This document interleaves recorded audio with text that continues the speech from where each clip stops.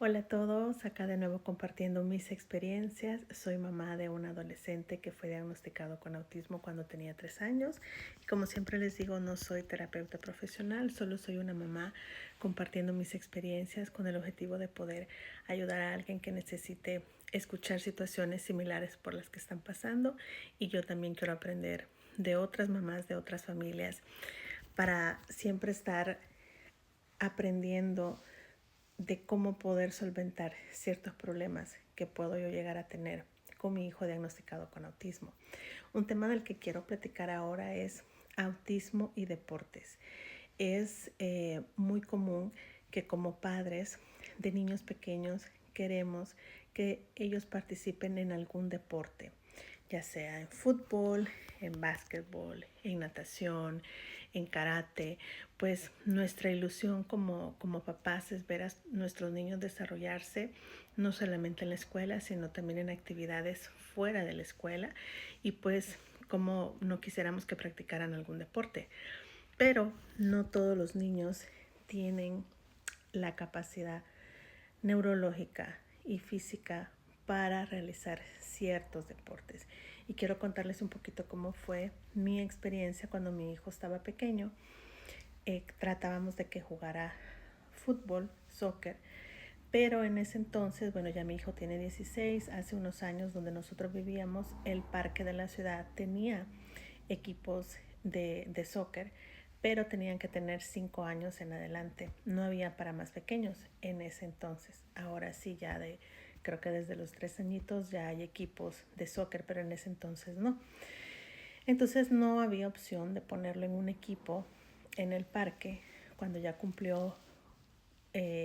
Lo que sí había era básquetbol, era para lo que había para su edad, pero estaba todavía pequeño y estábamos nosotros aprendiendo sobre el autismo. Él había tenido un diagnóstico, ya lo teníamos en una clase especial de niños con autismo en la escuela, pero no estábamos del todo empapados con la información de cómo poder manejar la situación y si él iba a poder desarrollar un deporte o no. Intentamos básquetbol, pero él no podía coordinar los movimientos de rebote de la pelota. Entonces, aunque el entrenador de ese equipo tuvo toda la buena intención de enseñarle, él no era un profesional, no tenía la experiencia de tratar con niños con autismo o alguna otra discapacidad. Todos los niños que estaban en ese equipo pues eran neurológicamente típicos, entonces estaban en una edad donde según la metodología de su coach sí podían ir aprendiendo. Pero mi hijo no logró coordinar ese movimiento de rebotar pelota, correr y todo lo que tenía que ver con el básquetbol. Entonces lo llevamos a un par de clases, vimos que él definitivamente no estaba avanzando, no estaba aprendiendo, entonces decidimos sacarlo.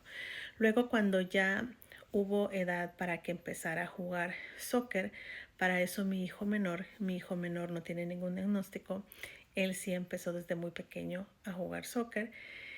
Cambiaron la metodología en el parque y ya habían programas para niños más pequeños. Entonces cuando mi hijo menor empezó soccer también le preguntamos a mi hijo, tenía ya como unos 7 añitos, si quería jugar soccer.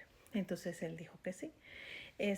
Pues como en todo equipo les hacen ciertas evaluaciones, los ven jugar para ver qué posición van a poder jugar, si defensa, delantero o cómo podían desarrollarse mejor. Entonces mi hijo mayor, quien tiene autismo, pues él era defensa. Aparte estaba más alto que los promedios, o sea, de los niños de su equipo. Entonces él funcionaba para ser defensa. Pero empezamos a notar que aunque mi hijo sí disfrutaba del juego y podía hacer la función en esa posición de defensa, no, no se sentía del todo cómodo jugando.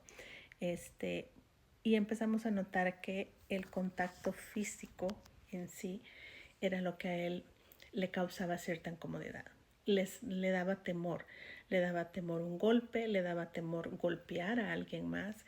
Entonces fueron creo que como 2 temporadas nada más las que mi hijo jugó y después dijo que ya no quería jugar, ya no sintió él ningún interés y empezamos a notar eso, que era el contacto físico. Y pues en la mayoría de deportes, cuando son en equipo, quieras o no, hay un contacto físico, donde a veces hay que ser un poco rudo, pero es por parte del juego, el ir y quitar la pelota o plantarse para que no te quiten la pelota a ti. Entonces, ese tipo de rudeza, mi hijo no se sentía cómodo con eso. Entonces, no lo presionamos, no insistimos. Él desistió de jugar soccer y esperamos a ver qué otra actividad él podía realizar. Siempre acompañó pues nos lo llevábamos a los dos cuando mi hijo menor siguió jugando y había partido, siempre mi hijo mayor iba, pero no le llamó la atención volver a jugar en un equipo como deporte. Por otro lado, también tratamos de que aprendiera natación. Cuando también estaba pequeñito, 5 o 6 años, tratamos de que aprendiera a nadar.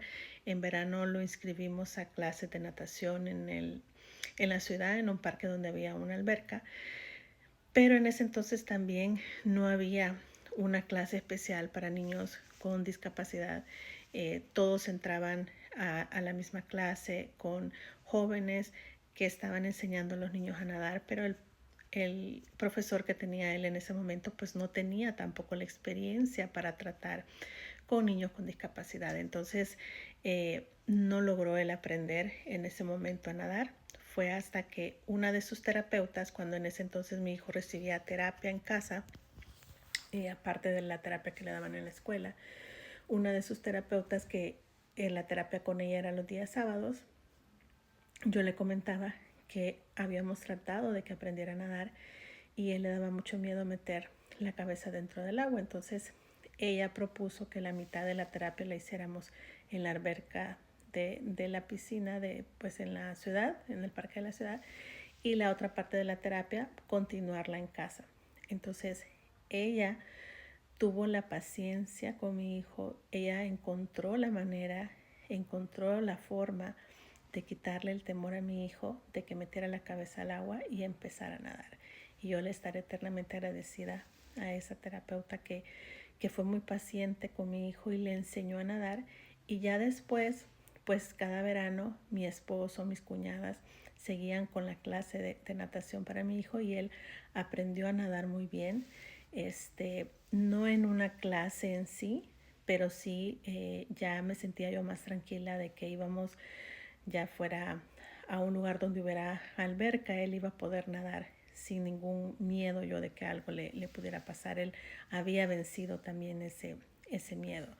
Entonces, a lo que voy es que cada caso es diferente y es único, como siempre le hemos dicho. Cada niño se desarrolla de manera diferente y depende también el diagnóstico que tenga el niño, el nivel de ayuda que necesita, si va a poder aprender ciertos deportes o no. Ahora yo veo que hay muchos lugares, parques y también instituciones privadas que tienen clases para niños con necesidades especiales. Y eso me llena a mí de mucha alegría ver de que ahora los niños tienen opción. Hay clases de natación específicamente para niños con autismo, dependiendo del nivel de apoyo que hay.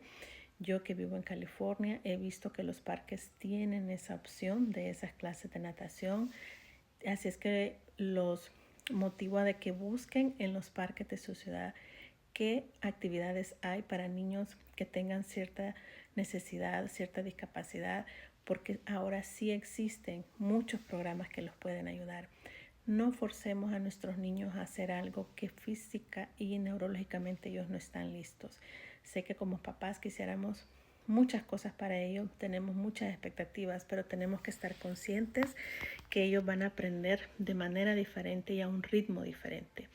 Mi hijo no quiso el deporte físico ni en contacto, él decidió videojuegos y ahora es un joven que le va muy bien en su escuela, es parte del club de videojuegos y ahora eso también es considerado un deporte y es competitivo y sociabiliza y aprende. Así es que hay muchas otras opciones, no nos cerremos pensando que solo los deportes son buenos para nuestros niños. Hay otras maneras de que ellos estén activos y también que sociabilicen. Bendiciones a todos.